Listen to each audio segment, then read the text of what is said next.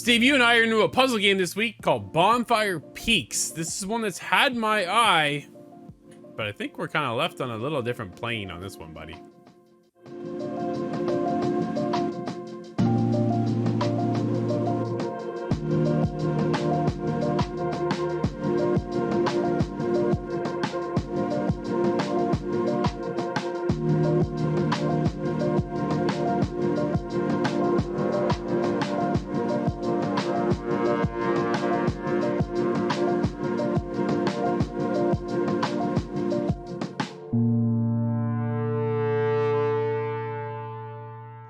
Steve, Bonfire Peaks is a basic puzzle game.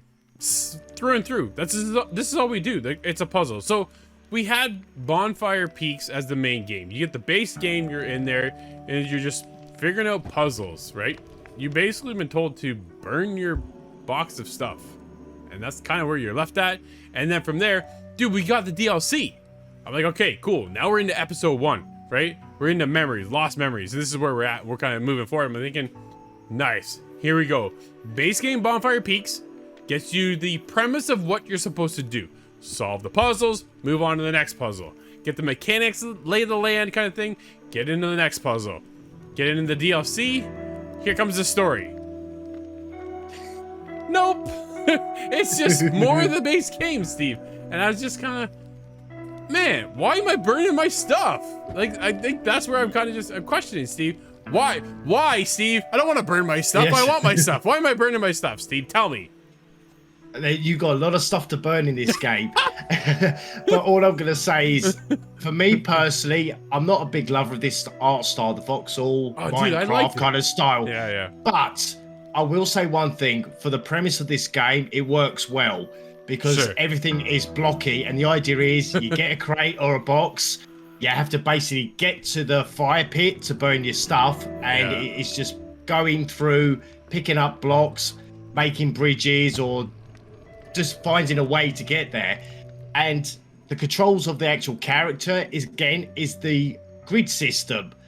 And I will say, for me again, I was not a big lover of the game mechanics because once you pick a box up, you cannot go forward to climb anything because the box stops you. So basically, everything is you're going backwards. Yeah. And if you don't pick the box up correctly, I don't know why the guy decides he wants to sit down.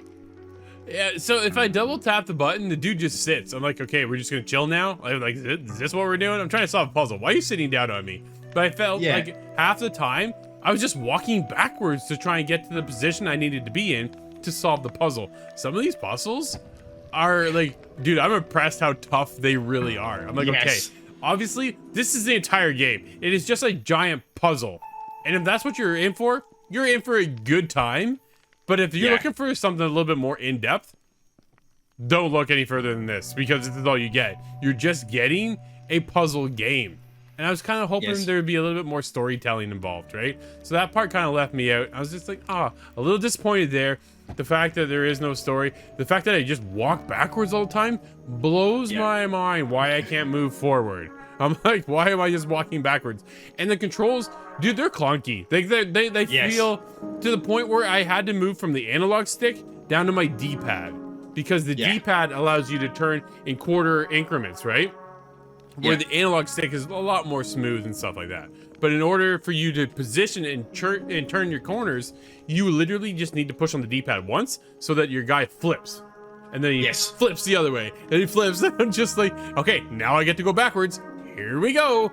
And it's just like, I'm not feeling this, Steve, as much as I was really hoping to. The art style hooked me. I know you're not feeling it. I personally thought it was fantastic. And Steve, there's a photo mode, dude. I'm like, okay, cool. I'm gonna play with this, and I had a good time. I love my photo mode. I'm a sucker for that mechanic. It got me. I was in there. I was having a good time. I'm moving the camera angle down and positioning it around, kind of thing, and changing out the color.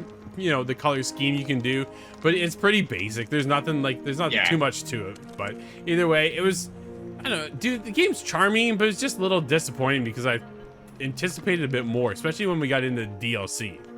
Yeah, And I totally agree with what you're saying, because the other thing I couldn't get my head around as well is because you walk around on the main map, and then there's a load of campfires, but there's campfires you can't get to. So the idea of doing these puzzles is for a box to materialize to use as a climbing block to get you higher up, further up the, like, I call it a pyramid of areas to get more campfires.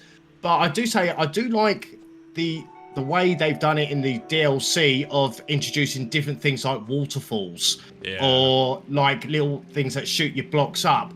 But because there is no tutorial, I think that's why I was becoming more frustrated. And there'd be a lot of times I'll pay half an hour just trying to do a simple puzzle. And then realise that you walk backwards and you knock the block and think, oh, that's what I'm supposed to do. And then obviously you got the option you can stack the boxes, but you can't separate them. The only way you could do that is get another box and then position yourself so you turn around 90 degrees to hit the other block to knock it off. And it's like, oh man. And once I worked that one out, some puzzles were a bit easier. But then, like you said, it's just same thing after and after again.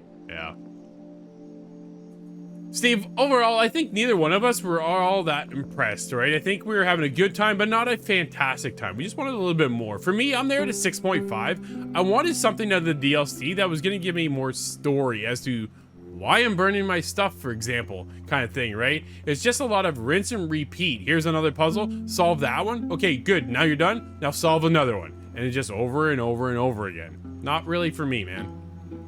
Yep. And I'm with you there as well, Drew, with a 6.5. I think it would be suited more of a handheld, like you just bouncing when you got a bit of time to kill, than actually on a console. The art style wasn't the greatest for me. I'm not over that keen on it. But when you do solve the puzzle, it was kind of satisfying, but there was more frustration than satisfying because some of the puzzles were damn too hard. For sure.